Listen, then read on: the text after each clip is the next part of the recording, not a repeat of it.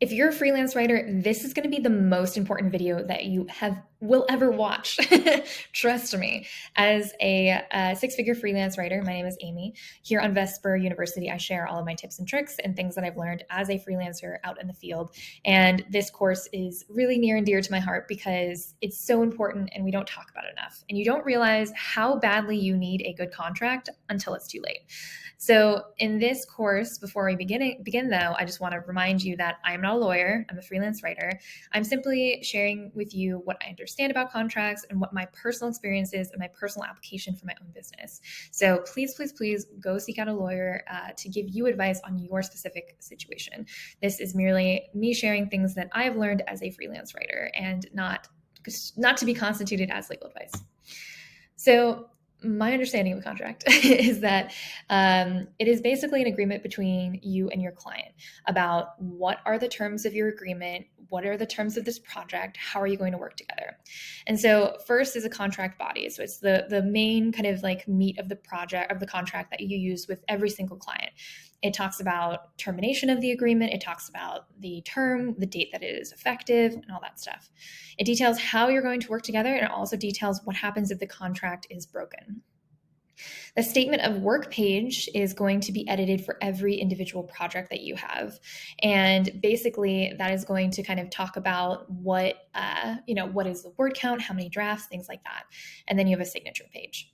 I like to send my contracts through Honeybook or DocuSign to do an electronic signature. And for most freelancers, that's the best way to do it. So why do you need a freelance contract? First of all, it's a way to clearly communicate how you and your client are going to be working together. Can they call you on weekends? How long are you expected to respond to an email? How long do they need to get back to you on notes for future revisions? All of these details need to be ironed out in a contract so you can both understand like how to work with each other. And also, contracts are a great way to protect you against clients who want to exploit you.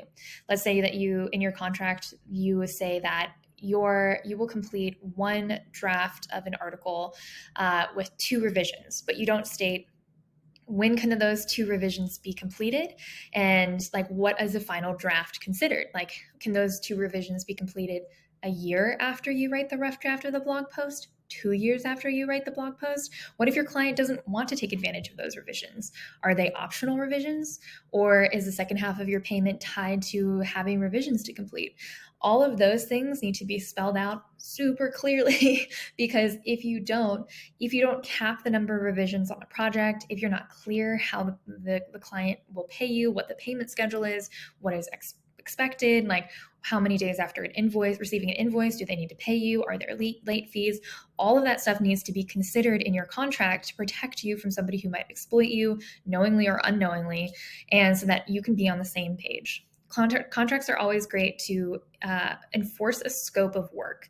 That means if you have agreed on writing someone's memoir, does that include how many drafts? Does that include interviewing family members of theirs? Does that include helping them get it published? Like, what does that include? And so you need to get very clear on the scope of the work, because if you're writing someone's memoir and then they also assume that you're going to help publish it, you need to make sure that you have in your contract what is your scope of work. So if a client asks you to work beyond that, you can gently remind them of what you both have agreed upon. Also, lastly, if you have professional liability insurance, which is generally a good thing to have if you have an LLC or any type of freelancing business, it's great to protect you. Those different liability insurance companies require you to have contracts in place because you need them. If you don't have a contract, you don't have respect. If your client doesn't want to sign a contract with you, and if it's just casual and you're just kind of doing it, they don't respect you as a professional. And so as a professional writer, you need to stand strong in getting a contract into place before you begin. And if you think you're going to lose a client by not having a contract by putting a contract in place, you don't want to work with that client. Simple as that. So basically, these are the things that you want to consider when creating your contract. Am I working fixed rate or hourly? You should have a contract. You should ask your lawyer to make you a contract that you can fill in the blanks for either fixed rate or hourly if you work both. Second, What is your payment schedule? If you submit an invoice for an hourly project on a Friday, when will that get paid? How often are you going to invoice? What is the currency you're going to be paid in? US dollars, euros? If you have international clients, you may actually want to even specify on this. What happens if you cancel a job? What if the client is being an asshole to you? What if they're like dragging you through the mud and like making you not want to work with them anymore? Can you cancel? Can the client cancel? Do you have to finish the project all the way through? What happens if you get sick or you get hurt or there's a natural disaster or something? Like what are the terms of cancellation? Like you should talk to your lawyer about, based on your past experience, like, are you the freelancer allowed to cancel a contract? You may want to work that language in. And then how is ownership of the material handled? Does your client get ownership of your material after they've finished all the payments? If they're terminating the contract early, how does ownership work? And so it's important to kind of have these conversations with your lawyer to understand how you like to work with clients and how to retain autonomy in these agreements. And remember, based on whatever the laws are in your state, you do have the ability to create a contract that helps you protect yourself against people who might want to take advantage of you. So for fixed rate contracts, here's some things that I think about. What happens if the project is canceled mid-milestone? Is the initial deposit refundable? Like if I ask for $1,000 up front before writing web copy, if the client decides to cancel the contract because they no longer need the website, is that deposit refundable? If it is, how many days after the deposit being made is it refundable? If they make the deposit and then disappear for a year, is it refundable a year later? It's really important to get this in writing. How many revisions are there? This is a very important one. What is the scope of a revision if you really want to get crazy? And make sure that they are optional revisions, because if your client doesn't want to take advantage of these, then they might claim that the project's not over. But if they're optional revisions and then you have a timeline for them to complete them, then that's, that helps to add some structure to the process. At what point is the final draft a final draft? That's just a good thing to think about and kind of quantify if you can. How long do clients have to give notes on a first draft after every revision? Like, do they have an indefinite amount of time? Like, can they not pay you forever? Like, it's important to get clear on these timeline things.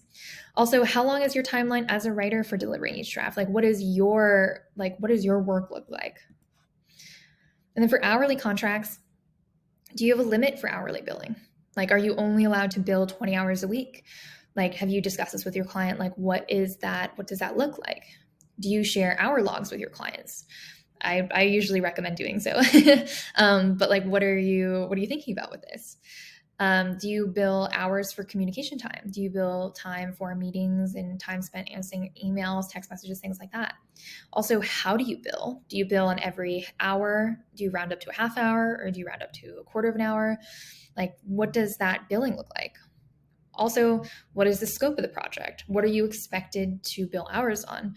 For example, if it's super research heavy, is it acceptable in the scope of the project for you to bill hours for reading and research related to getting up to speed on a topic related to the project? These are all things that you want to think about for hourly projects. And then here's some more contract considerations that you might want to think about in general. Are there late fees for unpaid invoices? How do those late fees escalate? If they do, is there interest charged? What does that look like? What happens if the client doesn't pay you? Like I said, are there late fees? How are disputes resolved? How can damages be claimed? What about third-party lawsuits? If somebody else sues the company and then they turn around and try to sue you, is there a limit on damages? Can you utilize subcontractors? Can you hire subcontractors to help complete the work? Yes or no? And all of these things need to be considered both in your contract that you're creating for your clients to sign, and if you are receiving a contract from a client. So contracts have protected me quite a bit. I have been very lucky to have worked with a great lawyer to create contracts for myself that have really helped me with my freelancing. And that's why I recommend that you sit down with a lawyer also and really think about things like project cancellations and think about the number of revisions and word count restrictions that you have. Because I've had clients who've tried to take advantage of me and tried to get refunds for work I'd already completed to the specifications of our contract. And so it's really important that you're clear in the contract, what this looks like. So the next steps after this video is to contact a lawyer licensed in your state who specializes in freelance contracts if you can find them, or at least small businesses.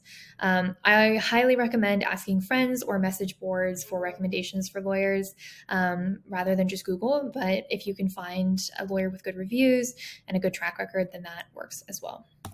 So this has been a mini course at Vesper University. I've got a lot of really cool resources coming out for freelancers and freelance writers. And so be sure to like and subscribe to stay updated.